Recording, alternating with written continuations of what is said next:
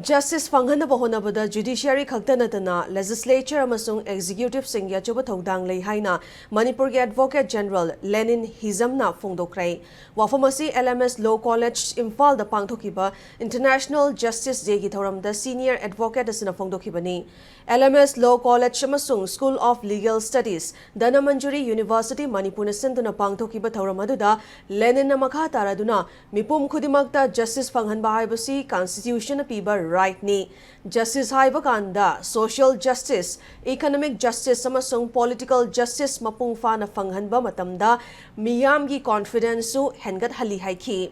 Thoramaduga Mari Lainana LMS Law College ki principal su Oriba School of Legal Studies ki Dean Dr. R.K. Premilana Paumi Singh the Fongdorpada Kumza Lising Amag Chamapan Gamari Fitara Nipan ki July Tara Tareta International Criminal Court ki Treaty Ama Oriba Rome Statute po adopt Tokiba Naminata Buning Boyna Thoramasi Pangtopani Loinana Justice Ibasi Mipum Kudimakta Fanghanba Matautai Haibaki Wakalonda Legal Expert Sing Kauduna Law Tamlipa Mahiro Singda Awareness Supibani Hairi.